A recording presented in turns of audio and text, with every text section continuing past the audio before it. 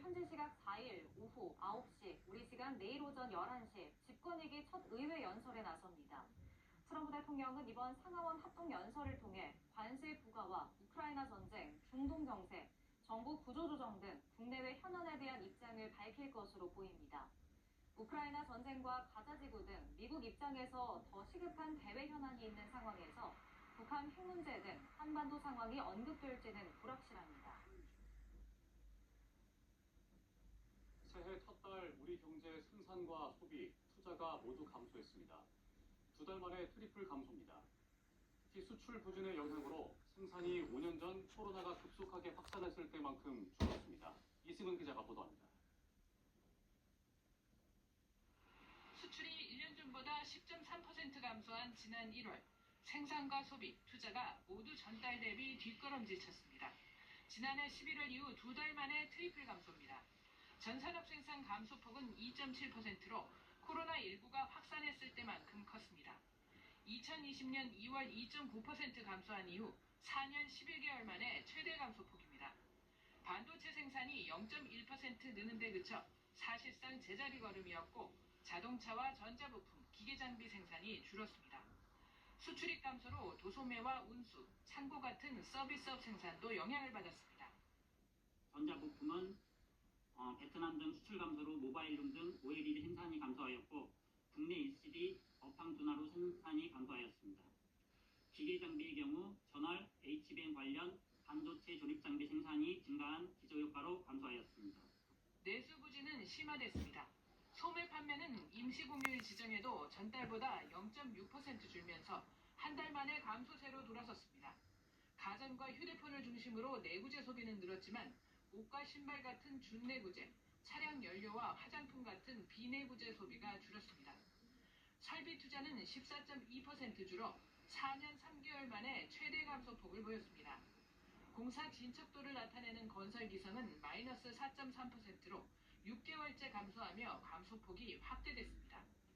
현재 경기를 나타내는 동행종합지수 순환변동치, 앞으로의 경기를 예고하는 선행종합지수 순환변동치 모두 하락했습니다. 정부는 지난 연말 밀어내기 수출로 지표가 큰 폭으로 증가한 데 따른 기저효과와 설 명절에 따른 조업일수 감소로 주요 지표가 감소했다고 설명했습니다.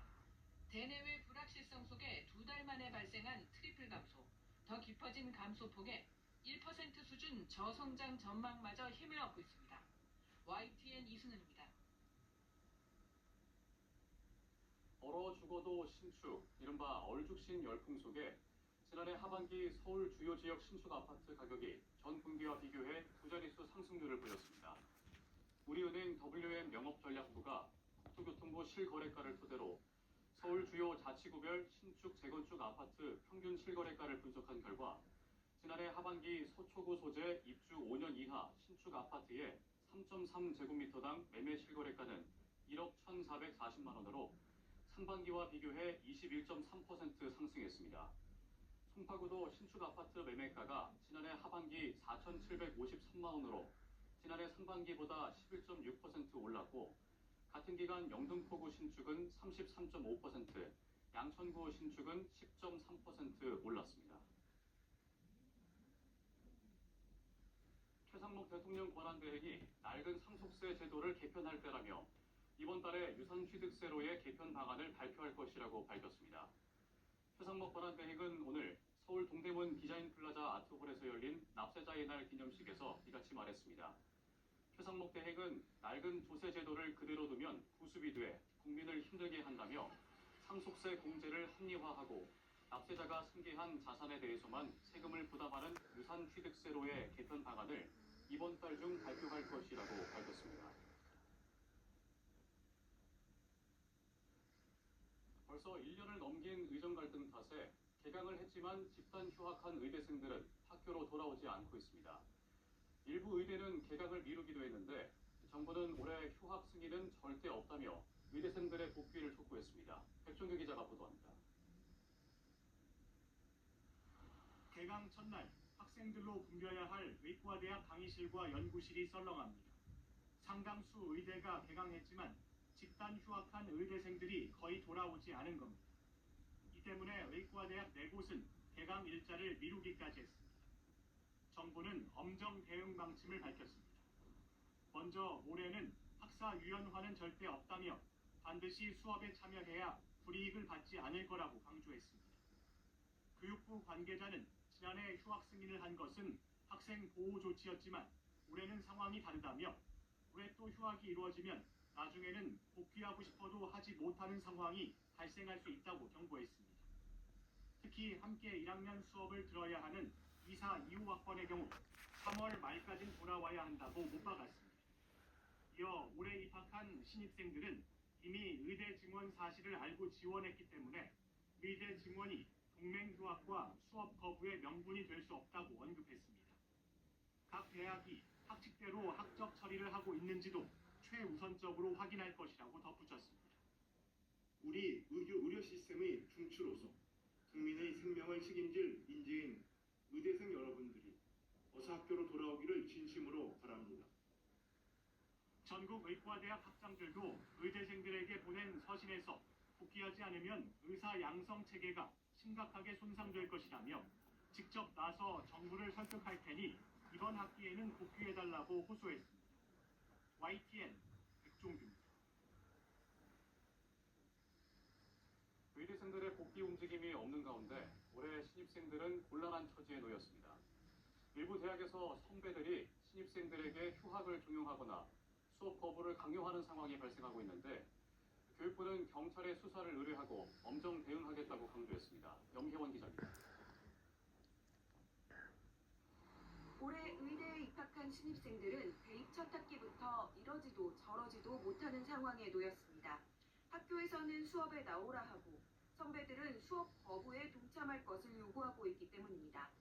수도권의 한 의대에서는 신입생 오리엔테이션에 온 선배가 한날 한시에 다 같이 수업을 중단하자고 제안했고 영남 소재대학에선 선배가 9시간 넘게 휴학에 동참하라고 강권했다며 신입생이 학교에 신고하기도 했습니다. 시한을 정해주고 실명으로 동참 여부를 투표하라고 하는 경우도 있었습니다. 참여하지 않으면 의대 족보를 받지 못하는 등 사실상 외부인으로 지낼 것을 각오하라는 위협도 듣습니다. 교육부는 지난해 12월부터 현재까지 이 같은 위협 행위 5건을 경찰에 수사 의뢰했다고 밝혔습니다. 신입생 오리엔테이션을 통해 휴학을 강요하고자 하는 있을 수 없는 범죄 행위가 발생하고 있습니다. 이에 교육부는 학생들의 교육받을 권리를 보호하고자 수사를 의뢰하는 등 엄정히 대응하고 있습니다. 교육부는 신입생 60%가 이번 학기 수강 신청을 한 것으로 집계됐다고 밝혔습니다.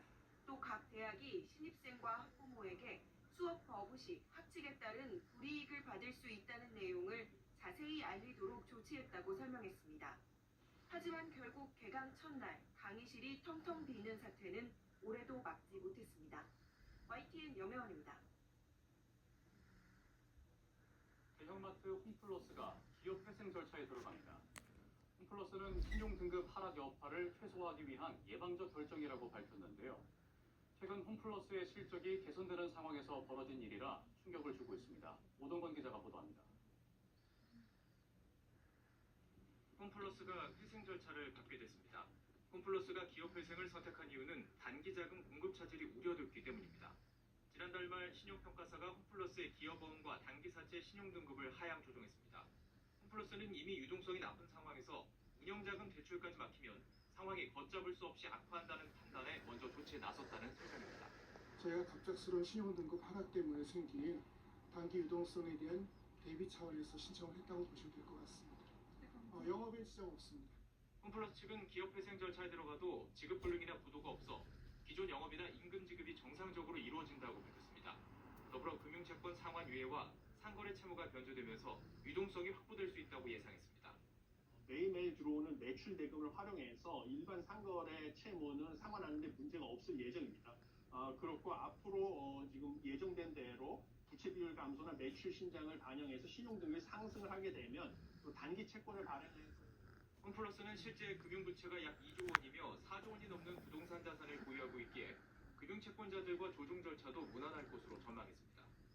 홈플러스 관계자는 3년 연속 매출 성장을 달성하며 실적 개선에 전념하고 있다며 모두가 힘을 합쳐 위기를 극복하겠다고 밝혔습니다.